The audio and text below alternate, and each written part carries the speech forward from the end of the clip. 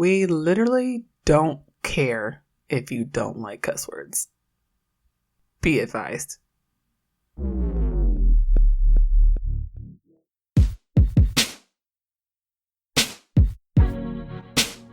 Hey y'all, I'm Jenn. I'm from Oakland, and I'm a queer, black feminist scholar. This is Daren, hailing from the mean streets of Anaheim. I'm an introvert, a novelist, and a nerd. We're early 30-somethings with 3 kids and over a decade of marriage. This is a podcast about the realities of blackness and adult life. We do adult differently. This is That Black Couple.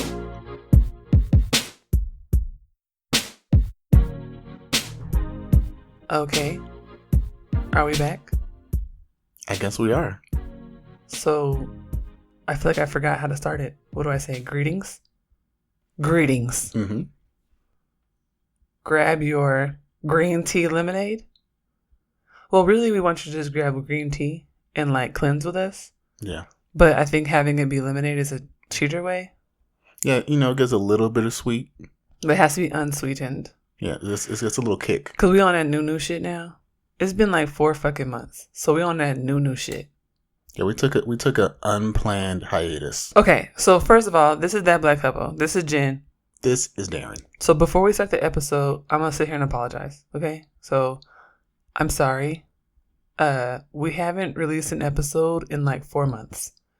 And it's my fault because I'm a PhD student and I had to do research and I did not realize that it would take over my entire fucking life. So, my bad.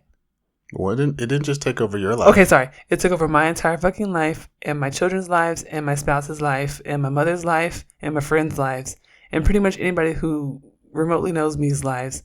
And I didn't talk to people and I went into an underground rock cave until I finished my interviews and drafted all of my job market materials and a chapter of my dissertation. And now I have emerged. Yeah. Is that accurate?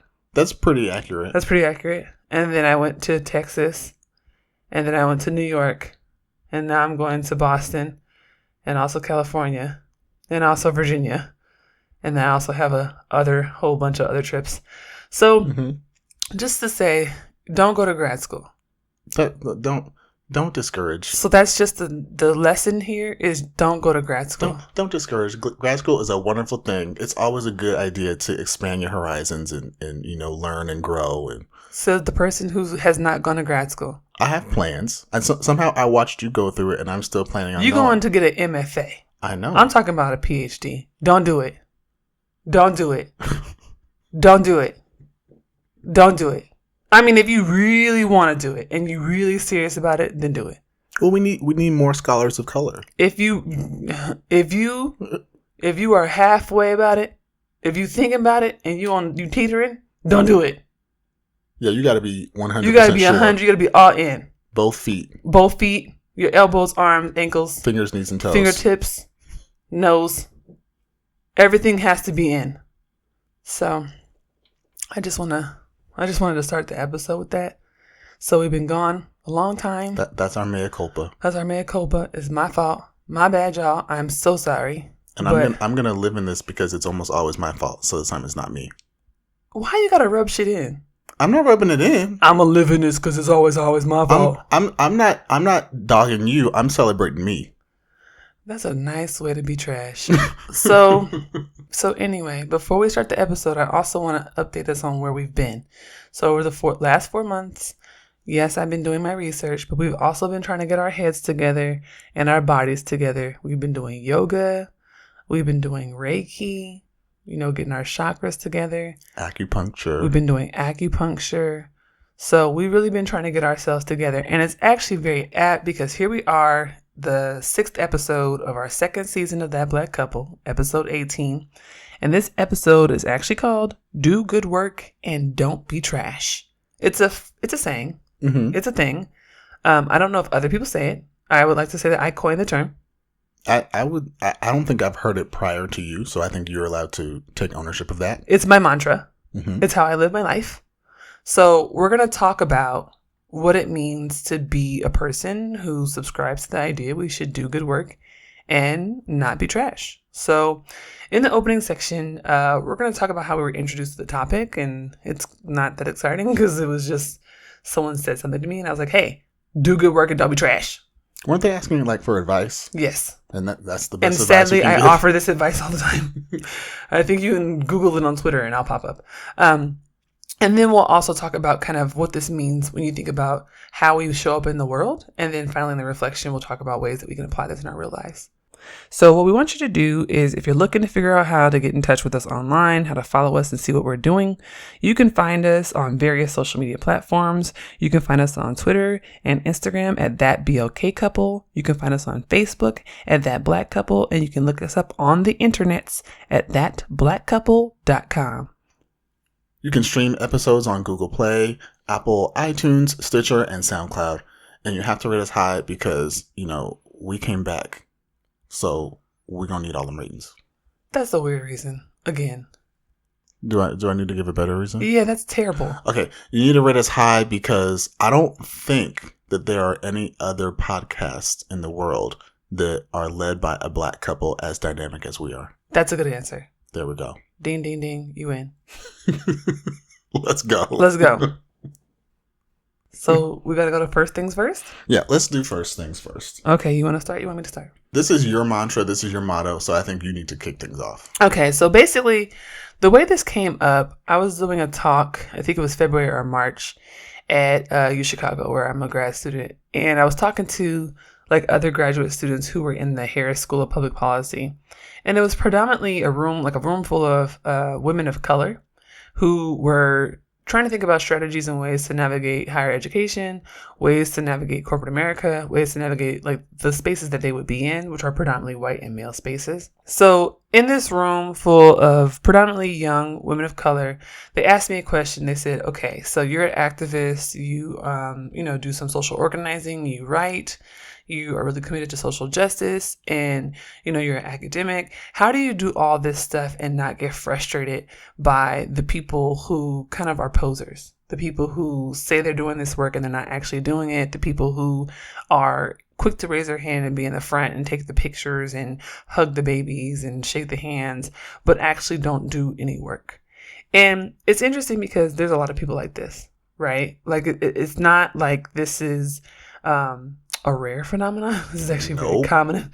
And it's actually common in all the fields that I'm in, right? So like writers, activists, social organizers, academics, there's a lot of people who talk the talk and do not walk the walk. So when it comes time to actually do something with what we're saying, right? So taking our theoretical ideas about Black feminism or about liberation or critical race studies and actually turn it into some type of praxis. So turning it into something that we actually apply in our daily lives. A lot of people don't do that and have no intention of doing so. They see the writing or the activism or the social organizing sometimes as just a day job. They want the shine. They're not actually there for the cause. Right. They want the status. And so my answer to this person was, I really don't give a fuck about them, to be honest. I don't waste my time worried about what other people are doing with their time. My mother raised me that way. She raised me like, listen, you can't control what other people do, but you can control what you do and how you react to other people. So there's only certain things in your control. And if you worry about all this stuff that's out of your control, you're going to lose your mind. So for me, I told him, I said, what I focus on is doing good work and not being trash. And what I mean by that is I want my work to stand out and speak for itself. When you read something I've written, whatever platform it's on, when you look at my dissertation work, when you look at the methods that I apply, when you speak to people who I've spoken to in the field, I expect that they're talking about things that I've done that are very high quality, that are ethical, that are high in moral and philosophical commitment. I would expect that they would say things that are pretty much that I respected them, right? And I feel like there's ways that we can actually kind of hold one another accountable to that end. And we don't have to call out people who are doing bad work or who are being trash because it bubbles to the top. It's like when you have like a dozen eggs and there's one that's cracked. You don't need to be like, oh my God, it's a cracked egg. Look at the cracked egg. Right? Well, no, it's just a cracked egg. We can all see it. We can all see it. And I feel like there's ways that when you're doing this work, that also comes up. And I feel like when we do good work, that work stands out. That work stands alone. There's a reason why we still, to this day, cite the Combahee River Collective and Angela Davis and Bell Hooks and Kathy Cohen and Patricia Collins. Like, there's a reason why these folks have endured for generations. Right. And there's another reason why there's a lot of names we don't cite anymore. There's a reason for that. There's a reason why when people, even if they do good work, if they're trash individuals who disrespect people or who don't respect actually everyone's background, where they come from, and how that builds on who we are, especially as Black people and marginalized people, why they don't actually have a place among the groups that they're actually trying to work with. Mm-hmm. So you see them and you see that they're, kicking it with people who really don't represent us. Or they're hanging out the Golden Globes with a blue vest on over a tuxedo. You know what I'm saying? Like, that's how you know. That's how you know. And the thing is, when you're working hard, when you're doing whatever you're doing, you want to be doing something that's worthwhile and that will last. And so, like, to your point, a lot of times what happens is, especially nowadays, people are very caught up in the moment. They're very caught up in the now. Like, what is happening right now? I want to be on top now. I want people to be talking about my name right now. But when you think about even some of those names that you listed, they weren't the top names, like, right when they did whatever they did. That's true. Right? It wasn't like Martin Luther King, stepped on the stage and everyone's like, Martin, woo! That was not what it was like. And the reason was because they were doing something that was pushing it against the norm. Right. But they were also doing things that were worthwhile and had real meaning. And that's why their work has lasted. I agree. That's why we still talk about them now, and we don't talk about some of those other people. I agree. I think that status seeking is inherently something that kind of sullies a lot of our movements and a lot of our work today. A lot of the work that we have to do is going to have low status. It's going to be underfunded. It's going to be unpopular. Platforms are not going to want to pay people for it. The universities are not going to want to give out fellowships for it. It's work that they're going to deem unimportant. And so we have to fight to ensure that that work gets done, and that we are, making sure that we are centering voices that are the least centered in our spaces that we're typically in, especially if they are predominantly white spaces. And that's not going to be the work that people are going to say, oh my gosh, you should be on the cover of Time magazine. It's just not. And I'm very wary of when we have an episode on this, like when white people like you. I'm very wary of when the mainstream is like, oh, you're in. Like, that makes me very cautious. It makes me very cautious. So I'm like, oh, if you like me and you feel like I apply to your audience, or that I am digestible to you, then I feel like maybe I'm not doing this right. Right. Because you're the status quo. So if you are the norm and you're like, yeah, you come on in, then I'm like, maybe I'm not challenging myself. Yeah, let me take a step back and reevaluate. Absolutely. Because something must be out of place. Something's lost in translation. Either the world has changed radically overnight, or I've lost my touch. Absolutely. So tell us about this Don Richards song you've been talking about. So I've been working in corporate America for longer than I care to even admit at this point. But I prescribe to doing good work and not being trash. And so a lot of times what that means is I'm not going to be the loudest person. I'm not going to be the one that always raises my hand and always wants to be in front and always wants to get the shine. And that's a hard place to live in when you're working in corporate America. But what I do focus on is I always make sure that the work that I'm doing is good. Mm-hmm. Whether or not people are noticing or recognizing, I always make sure that my work is good. And so what I've come to see in corporate America works the same way, where you'll be doing good work and you might not get the recognition, and someone else might do something really good that one time. Yeah. Everyone wants to celebrate them and say how great they are. Yeah. But in that same vein, those people get exposed. If they're not actually really good, they can do something good that one time and then they'll fall off. Yeah. It's the people that have been there a long time, that have that longevity, that really kind of bubble up to the top. And the same way happens if you're working someplace and they don't recognize you after you've been there for a long time. You know that you do good work and that you don't need them. You can move on and go someplace else. And that's what I've done. And going back to that Don Richards song, there's a song she put out. It's called Waves. Mm-hmm. And I just thought, I listened to it and I was like, this song is just so dope. Because it was basically a song about looking at yourself and saying, I'm fucking amazing. Yeah. And the only reason a lot of these people are doing well and think that they're doing so great is because of the work that I'm doing, not because of how great they are. Listen. A lot of times people will copycat, or they'll try to ride the coattails and then try to make it seem like they're so great. And it's like, no. There's a lyric in the song. She says, sometimes they seem to forget that you are the only reason that they're slaying. Mm-hmm. So people really be walking out thinking they're slaying. It's like, well, it's not really you. Yeah. It's not really you. It's me. Yeah. And I know that. And sometimes I need to remind you. Yeah. That's why. And there's also a line she says, if you at your job and they promoting everybody who ain't shit, it's okay to take a second to remember that you deserve this. Mm-hmm. And I think that's the thing is sometimes some people who really do have that integrity, who really do that great work, who really are there for the right reasons, who are really about the cause, sometimes I think we are more likely to actually shy away and not want that shine and not want to be in the front and not get all the accolades. But every once in a while, you do kind of have to like toot your own horn. Absolutely. Every once in a while, you have to say, yeah, I did that shit. That was me. Because it's also valuable to honor yourself in the efforts that you put into all your endeavors. And I think also like thinking about race, gender, class, sexuality, and the intersections thereof, there are ways that we are just socialized not to toot our own horn. Right. And to think that if we say anything positive about ourselves or if we believe anything positive about ourselves, that somehow we're overconfident or we're over embellishing, we're lying, and we don't deserve the accolades. Whereas when you think about white, cis, heterosexual, middle class men who have been coddled their whole lives and told that they're perfect and that they can do everything that they have ever put their minds to, they are very good at over embellishing and lying and pumping up resumes and CVs and all this shit. Mm-hmm. Meanwhile, they actually don't have the goods, right? So it's a really difficult thing to traverse because you have to do good work and not be trash, but then you have to also be able to acknowledge like, yeah, I'm dope and it's okay that I'm dope. It's okay that I'm dope and I'm going to own how dope I am and I'm not going to let anybody else take that away from me.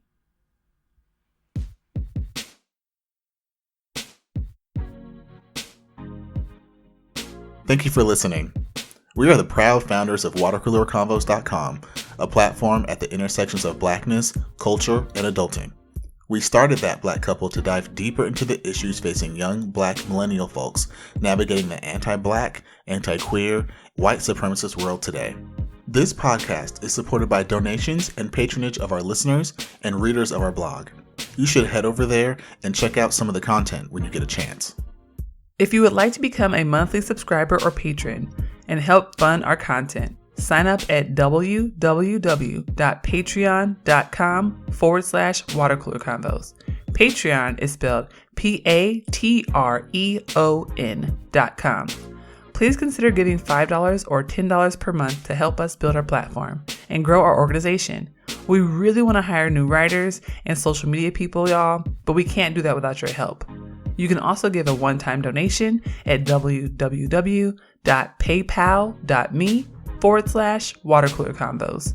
All donations are welcome. You can stream the show on Google Play, Apple iTunes, Stitcher, and SoundCloud. When you listen, please consider hitting that heart button, sharing an episode, giving us a 5-star rating, and leaving some dope-ass comments. This helps us with our page views and also gives us more listeners for the show. Thank you so much. Let's get back to the show. And we are back. We back. We back. We back. You're so excited. I am. I'm just so glad. I'm just glad to be here. It's been too long. I'm glad to be counted in the number. All right.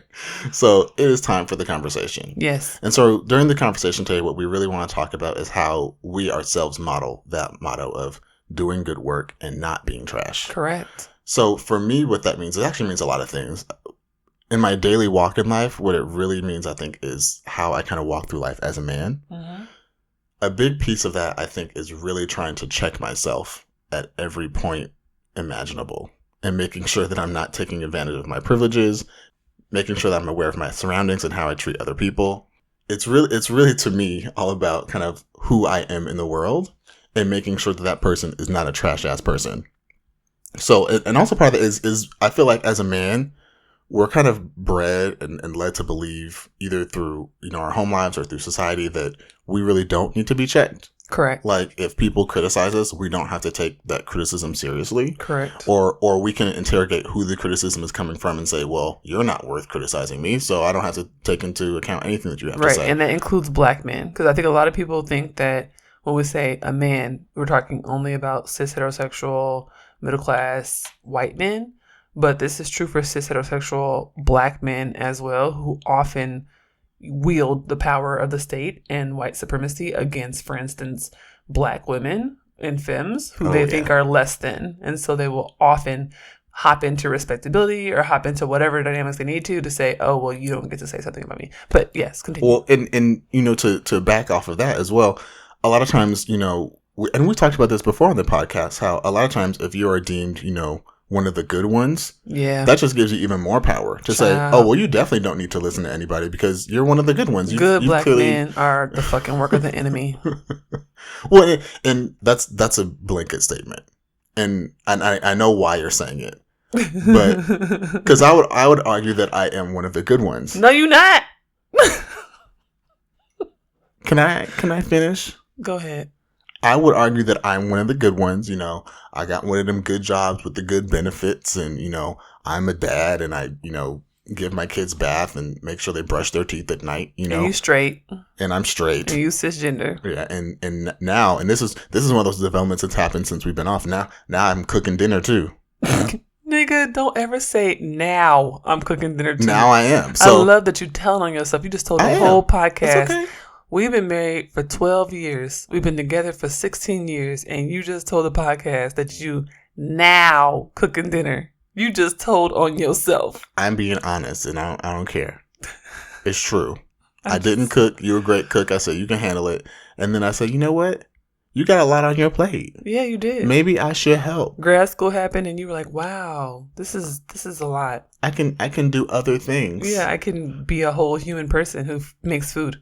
But the problem with that is on the back end is then it's like, oh, you're so great. You don't have to do anything else. So the reason why I said you're not a good black man, the reason why I said that is because I often feel like the good black man narrative is not only wielded by the black man himself, but also the society around him. Yeah. And I think that while other people have projected that title onto you, and maybe when you were younger, like in your teen years, you sat comfortably in that, I do think that as an adult, you have said, I'm going to challenge that and I'm going to struggle with that. And I know that I'm flawed and I know that I have privilege and I know that I do some fucked up shit, which to me is really important. So I understand what you're saying about, like, you know, you would be deemed a good black man. But I also think that one of the key components about that type of mythology, that type of stereotype, is that if you're sitting in it and saying, nah, fuck that shit. Like, I'm not trying to be that, and I'm not gonna take that. That's not good enough for me.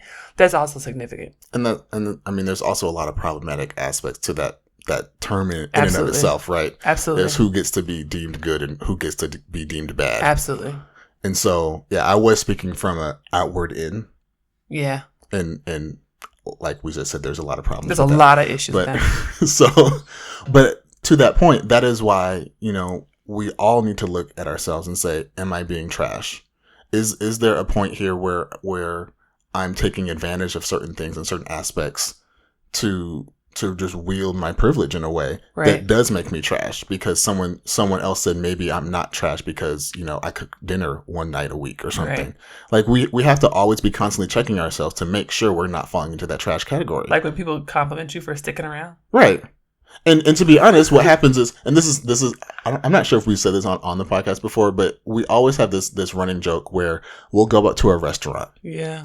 And we'll be sitting with our kids and we'll be eating, you know, we'll just having a normal meal. Minding our black ass business. And you can feel it, like the hairs on the back of your neck stand up and you're like, some white person's about to come over here and tell me how amazing we are as a black family because we're sitting here and we're eating like civilized individuals. You can feel like the wind shifts, like there's a chill that comes over. Oh God, whiteness is coming. It's like on Game of Thrones. It's not winter, it's whiteness. Whiteness is coming. Whiteness is coming. And inevitably it happens. Someone walks over and they're like, oh my gosh, I've just been watching you and your children and they're just so well behaved and so wonderful. Your son said thank you. You're like, and like, of course you're going to say, well, thank you for the compliment. I guess. But it's also really confusing because it's like, I don't need to be complimented. My other favorite is when older black women walk up to you. Oh my God. And tell you, from meeting you for the first time, seeing you for about 45 seconds, and saying to you, oh my God, oh, you're here. Oh, you're here. You're present. You're present in the lives of your wife and your children. You're here. And that is enough. Oh, that is enough. And you, oh my gosh, just bless you. Bless your heart and your family. I love it because they'll walk up to me and they'll say, "Thank you." And I'm like, "What? For what? For Why what? are you thanking me? I don't know. I didn't do anything for I've you. never, I don't know your name. I actually don't know who you are. Thank you for being here. Thank you for being a Black male role model to your sons. Thank you for being in the life of your wife. Thank you. Thank you." And it's like, oh my God. It's like, you're welcome. Jesus, bless this. Bless it. Bless it. I'm sorry. You continue. You finish. I only had one other point that I wanted to talk I'm about. going to let you finish. Go ahead. Because like I said, we always do have to constantly check ourselves. And it's also not in just how we walk around in the world, it's how we actually lead our lives and even in our professions. And for me, as someone who is a writer, who is aspiring to write novels and stories and do all of these things, to me, when I write my stories, I always make sure, and I constantly go back and check and debate with myself and even like share my work with other people and ask them to make sure the characters that I'm portraying are not falling into stereotypes. Because far too often, characters of color, especially Black characters, are really cast as stereotypes. Yeah. And far too often this happens even in stories now that are written by people of color. Absolutely. And so to me, I'm like, when I have someone, who's a kid that's grown up on the south side of Chicago, I don't want to paint them with a brush that is the same brush that get painted on the news or in Correct. all the narratives because we, number one, know that that's not accurate. And we also know that people are people. Correct. And so no one is 100% good. No one is 100% bad. We all have humanity. Right. And that needs to shine through whenever we are portraying people. And Right. this goes to all the entertainment work that I do on our website as well. Whenever I talk about, all these projects where now in Hollywood, it's all in vogue to have, diversity and have people of color and have different, sexual points of view. And it's like, well, that's great. We do need to have that stuff represented. But when you're representing that, it also has to show that there's humanity there. Correct. And I think what I've always appreciated about your stories is like, as a queer woman, I like seeing that you always have like queer characters and they're not sensationalized by who they're interested in or who they're sleeping with or who they're not sleeping with. That's not what they lead with. They're people who like eat things and like go outside and they play video games. And like, it's funny because people don't realize how, as queer people, when we navigate the world, we often are just seen as like, I don't know, these caricatures. And so like you're navigating with people who think of you in hypersexualized ways or who don't understand how you can be in relationships with someone of the same gender or different genders and not want to sleep with them. And like just want to hang out and eat breakfast. Yeah. And that's one thing I've always appreciated about your work is that I feel like you are very good about saying like, yeah, these are people. And so yeah, let's like treat them like people. That's not hard to do. It shouldn't be hard to do, but unfortunately we see this repeatedly in, books, novels, stuff on New York Times bestsellers list, and they still can't figure out that people of color, Black folk, queer folk, trans folk actually are just folk. And sometimes we just want to be folk. It's an aspect of a person. Like, right. I like the color blue and I like to watch TV. And then there's a certain type of person that I love. Correct. It's not like I'm in that category of people that likes the color blue. So now everything that I do has to be regulated by this blueness. It just doesn't make any sense. Absolutely. And I feel like that's important. So like, and I think, I try to do this as well in my work as an academic. People who know my work from the internets know like I purposely go into spaces, ones that are usually predominantly white or like ones that are predominantly heterosexual. And I'm always like, hey, you. Hey, history and the race and stuff and the gays, like that's usually me.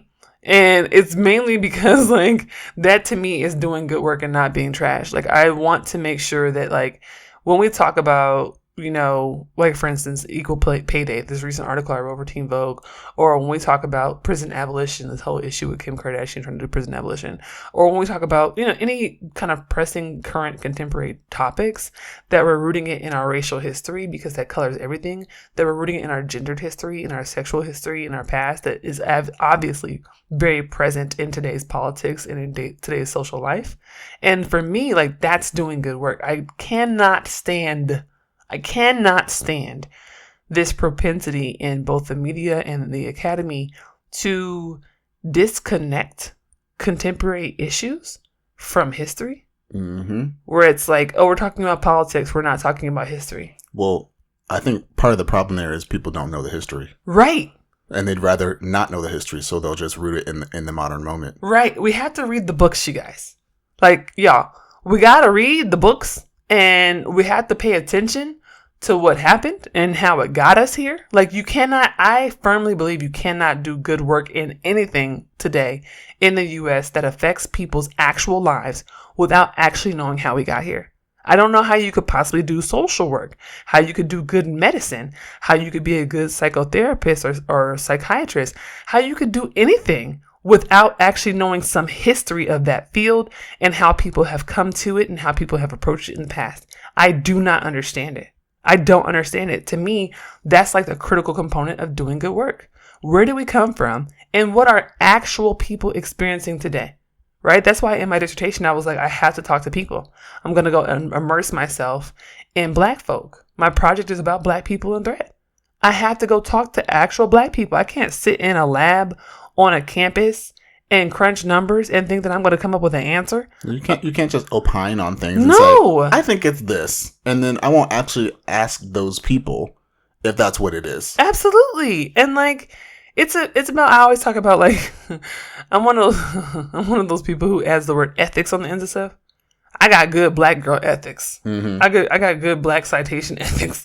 Like, I be writing ethics on it. Well, I mean, I think it's a real thing. It is a real thing. I try to have good Black girl ethics, and I try to have really good citation ethics.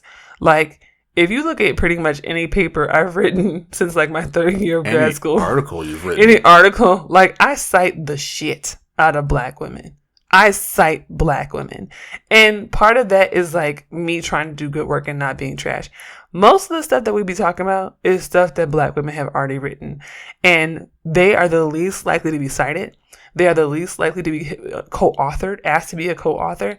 They are the least likely to get tenure. Like, this is trash. This is trash. This is trash. And because they're not getting cited, it's basically telling you that people are not valuing the work that they're doing. Right. And then people use their not being cited and they're not getting tenure as justification to say, oh, yeah, see, we shouldn't hire any more Black women, or we shouldn't cite them, or we shouldn't give them tenure. It's a really sick process. Mm-hmm. And it's the same thing we're seeing when we see communities where they take away resources, they close schools, they make it harder to live in the neighborhood, and then people have a hard time living in the neighborhood and they go, see, this is why we got to throw some police in there, because it's just not a good place to live. It's like, I think that if we would all kind of, work to understand that doing good work means whatever you do, wherever you do it, like whatever your role is, that you are thinking about the impacts and the implications to those who are in that role, who are the least. If you're always thinking about who is the least in whatever you do, I don't care if you are a bagger at the local Jewel Osco. I don't care if you are a librarian. I don't care if you are an NFL football player. I don't care. It doesn't matter what you do. It doesn't matter actually what you do. There is always a racial, gender, sexual, ability, class, orientation, gender expression hierarchy. Yep. There's always one. Somebody is getting paid less than somebody else because of the way that they look or the way that they express themselves. Somebody is getting treated differently because of what was on their resume and how their name is pronounced or spelled. That is happening all the time. And if we're walking around acting like it doesn't affect us and it's not important because it doesn't hit our actual paycheck, then we are actively participating in that system. And I refuse. I refuse. Like what you hear? You can find my mom and dad, aka That Black Couple, on the web at thatblackcouple.com. You can find them on Facebook at That Black Couple, and you can find them on Instagram and Twitter at That BLK Couple. If you have questions or comments about the show, email them at thatblkcouple@gmail.com. Thank you for listening.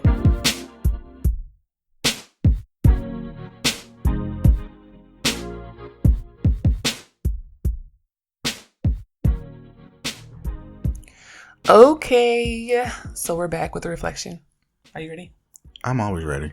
Here you go with this shit. Okay. Well, I ain't been ready the last 4 months, but I was going to say, because always is a bit of an understatement. I'm always ready now. I'm always ready when I'm ready to be ready. And not when I'm not. When I'm not ready, I'm not ready, but that doesn't count because I wasn't ready. Yeah, but now I'm ready. But now that I'm ready, I'm always ready. Right. That's how it goes. Yeah, because you like to make up stuff.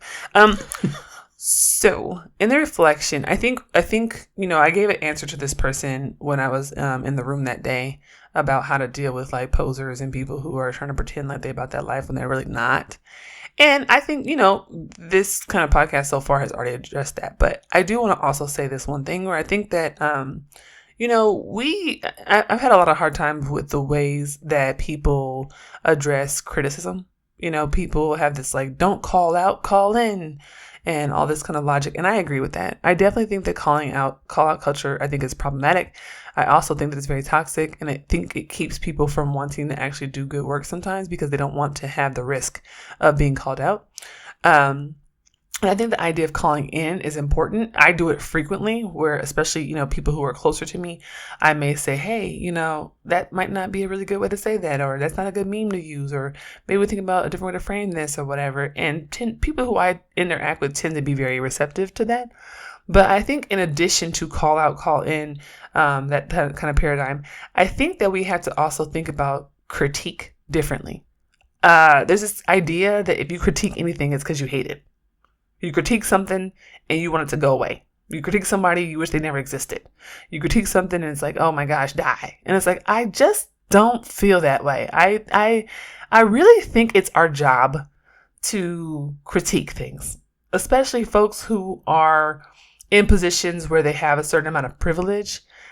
Because they have less risk associated with critique, they should be doing more critiquing. Yeah. That is my opinion. I think that people who have PhDs, I think that people who have more middle class wealth, more intergenerational wealth, people who are white, people who are male, should be taking more opportunities to critique the status quo.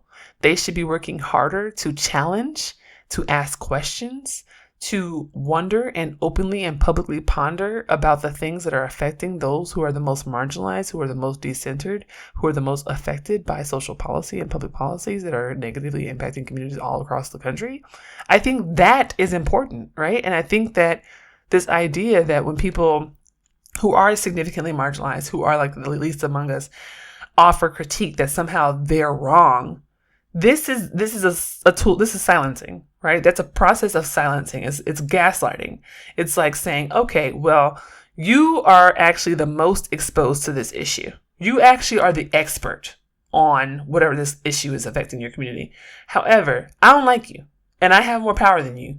So if I just yell over you and I use my platform, my access, call him a hater. Yeah, call you a hater, undermine you, talk about your body, sexualize you, whatever I have to do, then that silences you and it delegitimizes you as a speaker on behalf of your community and on behalf of yourself. And I feel like a lot of academics do this. I feel like a lot of writers do this who are like, oh, well, I work for so-and-so place. And, oh, I've got a degree in blank and blank and blank. And so that shit irritates me. Like, sure, I'm getting a PhD and that's cool. And I'm doing it for a specific purpose. I have to get this PhD so that I can, educate scholars of tomorrow. That's how I can write these books that I want to write. That's how I can do this research I want to do. That's how I can get this money from these organizations so I can put it out in the communities that I'm interested in putting it in. Does that PhD define me in any specific way? Not particularly, right? No. What defines me is being a Black, queer, working class girl who grew up in Oakland, California with my mother. That is who I am. That shapes me indelibly. It shapes me. My cousins shape me. My grandmama shapes me. My hood shapes me. And I feel like when we start binding ourselves to these institutions and these kind of like hegemonic ways of thinking and hegemonic ways of being, and by hegemonic, I just mean like these overpowering colonial ideas about how the world should work, these social norms, status quos, that's when we really stop understanding that we have responsibilities and accountabilities to people, to humans. So for me, critique is not about knock down, drag out, throwing people away, so on and so forth. Critique is about accountability.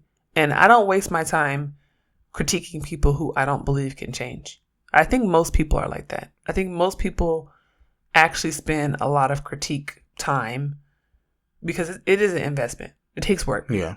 And if you're writing an article or making a public proclamation and critiquing something, it's probably something that you think warrants attention, awareness, and should change. And for me, that's a way of holding issues, people, groups, organizations, institutions, governments accountable. And so we need to start taking critique more seriously.